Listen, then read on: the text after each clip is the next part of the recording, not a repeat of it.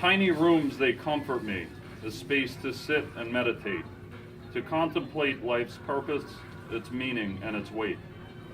Smaller rooms, they cradle me, holding me so close, gifting me the solitude to find a new approach. When many others feel overwhelmed, they need open spaces that are clear, but I'll gladly take a cozy room to hold me near and dear.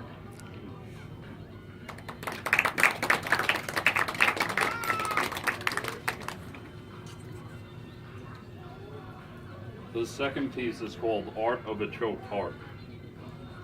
Kerosene kissed my lips, leaving my charcoal heart branded by the grill marks of empty promises and insidious lies. Now such marks have been washed away by the citrus marmalade marinade of another. Caring coconut shavings paved the way for healing and tenderize a toughened slab of beef that was my beating heart, which was beaten. To recover, I submerge it in the blend of spices I've been searching for. These savory, flavorful seasonings turn wintry seasons to spring and allow my vegetable garden, once dormant and dead, to be resurrected once again.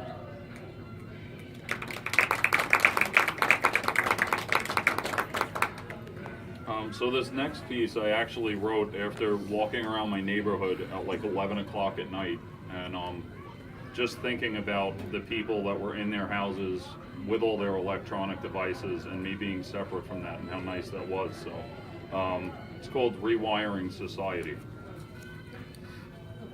Give me permission to walk around the block, a journey lit not by the backlight of a screen, but by the stars burning bright and the sky's black backdrop.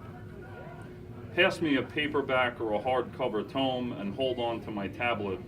Allow me to graze a page and feel the words down to my bones, steaming through my soul like a heartwarming cup of coffee. Let me unplug from the world and into myself so I can recharge in order to spark inspiration in others. Set ablaze my synapses and electrify my heart by getting me to place down my phone. Give me the ability to cause seismic shifts by pouring supersonic ink through my pen and sending shock waves through crowds of readers and listeners. Put a dent in the universe, as Steve Jobs used to say, but rather than doing it with a device devoid of feeling, marinate us in the mindfulness with the moving words you possess. Because as we advance in technology, I have come to realize that the only connection we need to keep the world from spinning off its axis is the one that we have with each other.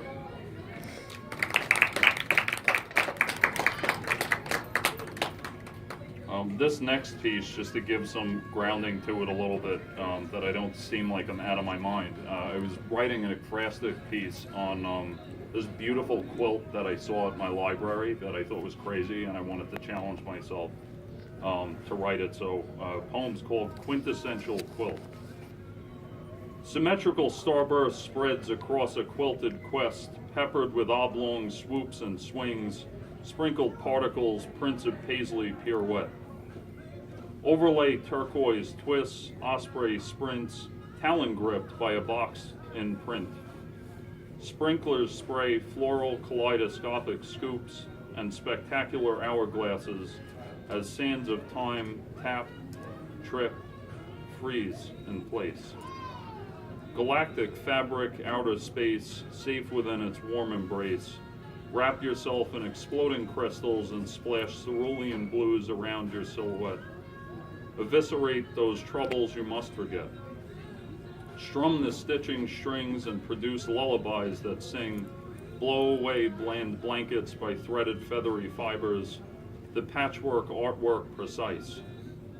A caring carpenter's woodwork, sand splinters save best for winters. When a hot chocolate needs an ally, grab a quilt, do not let its plushy pattern pass you by. Instead, wonder why you have never wrapped yourself in its marshmallow splendor before.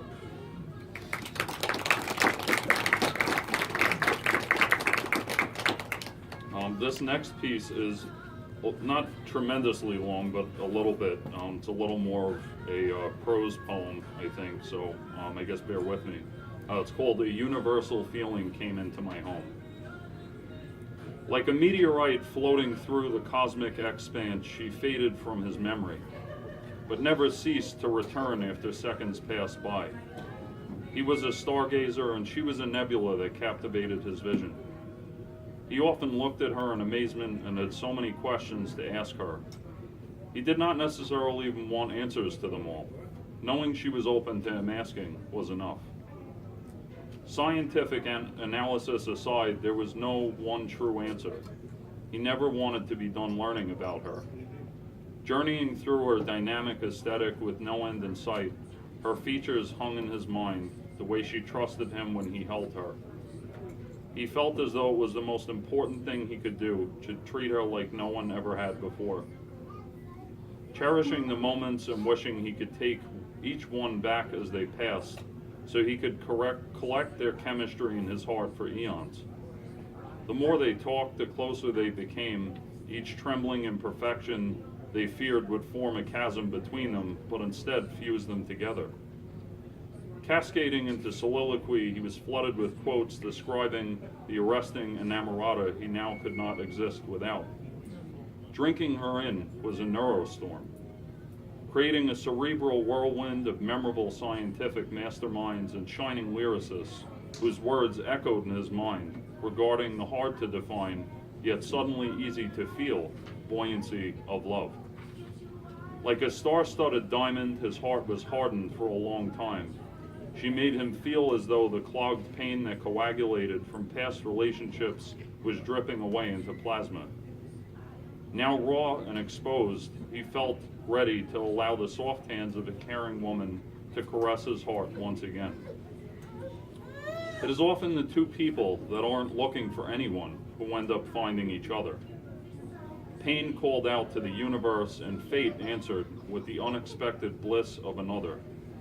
Fortunately for him, it showed up when his logic was fast asleep long enough to allow his heart and hers to collide.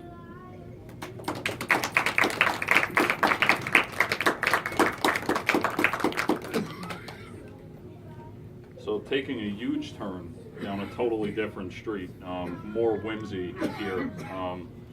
This poem I wrote, this might have been one of the first poems I wrote actually, and it's called Writer's Block. I sat on my writer's block and surprisingly wrote a lot. The ideas just flowed, and nobody knew that I had my own writer's block. The amount of ideas was cornucopic, although disturbingly dystopic. If you ask around, no one in town knew I had my own writer's block. In no way was it mental, no bigger than a car rental on top of my writer's block. It wasn't in my mind up there, but shaped more like a beanbag chair. This was my writer's block. Writer's block is what critics see when ideas don't flow free. However, to me, this is really the key. Go brainstorm a new plot that you love a lot, get it out of your mind, sit on it to unwind, and enjoy your own writer's block.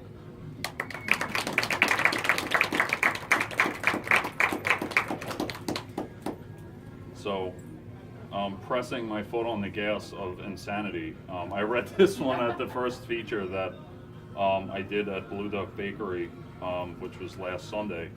And it's called Candy Coated Collision, and I have no idea what it means, so if you get any meaning out of it, God bless you. Burn a bright blowtorch blue gobstopper inside the crinkly wrinkly wrapper. Wordiness condemns, silence releases. Candied peanut buttery Reese's Pieces. Overjoyed sugar daddies blow Hershey kisses at lemon drops rolling by inside a root beer dipped Tootsie Rolls Royce. Nerds and sweet tarts rejoice at the sound of Charleston Chewbacca's grumbling guttural groans. Listening to Love Shack sugar cubes assaulting peppery earlobes of those who have a